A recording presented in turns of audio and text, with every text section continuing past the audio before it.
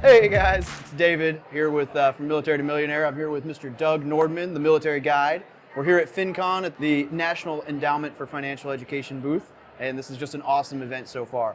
So Doug and I were talking earlier about the blended retirement system, and I was joking that it is now September 27th, 2018, which means that there is like 3.5 months left, not even, for you to opt in or opt out for the blended retirement system.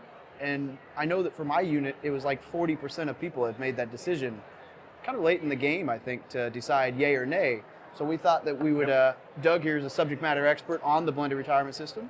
I'd love to just, I guess, hear your thoughts on whether it's a good or bad decision to opt in, opt out. Well, speaking as a guy who's had 20 years under an even older pension system, I would go for flexibility whenever I get the chance.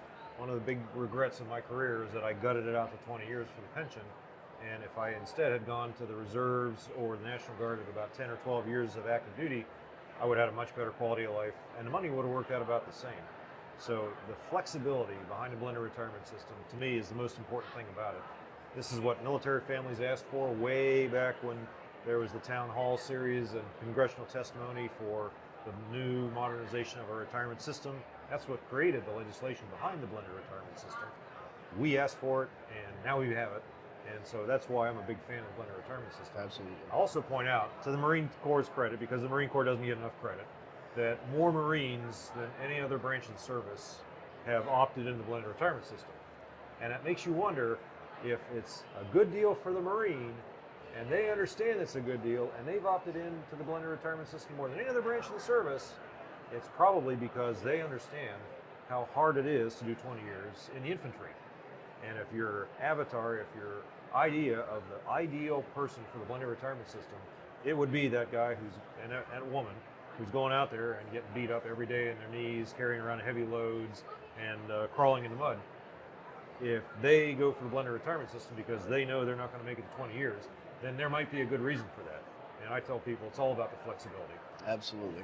Flexibility is key. So for me personally, I had told myself if I had been under a certain amount of years and wasn't sure about my future, then it was a no-brainer. So if you're listening to this and you know that opting into the blended retirement system is a good choice, whether you're early in your career, you're not sure you're going to make it a full retirement, or you just like the flexibility of playing with IRAs and being able to actually direct your asset class and invest kind of on your own rather than just having a pension, which is good, but financially you can build more money in an IRA over the long haul than your pension will be worth. I think so. And if you're one of those types and you're thinking about opting in, do it. You're already missing out on like 9 months, 10 months of time that the military could have been paying and matching your investment into your retirement fund. So if you're thinking that yes is the answer, do it now, don't wait. And I'll say that it's a tough decision to make because there's so many factors, and there are parts that the Department of Defense has chosen not to advise service members on or their families.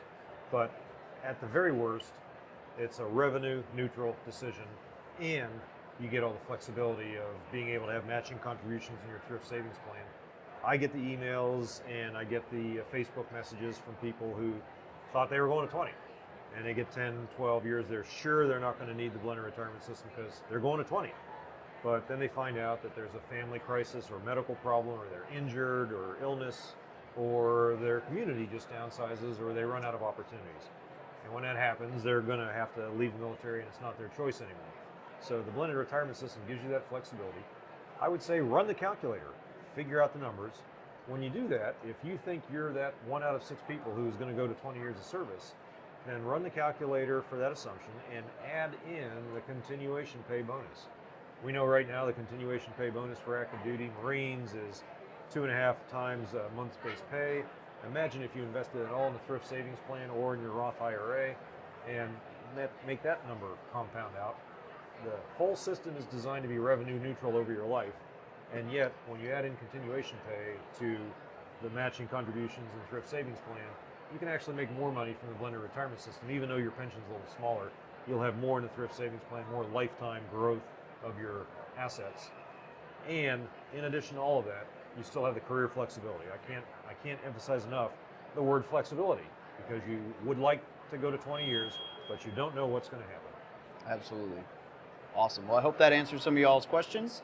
If you got more, the biggest takeaway I think from all of this, other than flexibility, is you need to be proactive rather than reactive in this issue, guys. You need to figure it out. You need to make a decision. You need to go for it. Any decision at this point in the game is better than no decision. Maybe not any decision, but if you're gonna go for it, stop dragging your feet. You need to get in there and start collecting that matching pay from the military. Extra 3 months of matching pay it adds up over time. Oh yeah. An extra 12 would have added up, so you should probably get on that. Yep.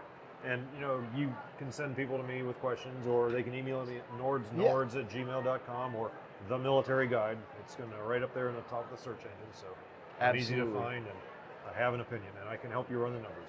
Absolutely. Doug is a subject matter expert on almost everything financial in the military community, and he literally wrote the book on The Military Guide for Financial Independence. Check him out. Thank you.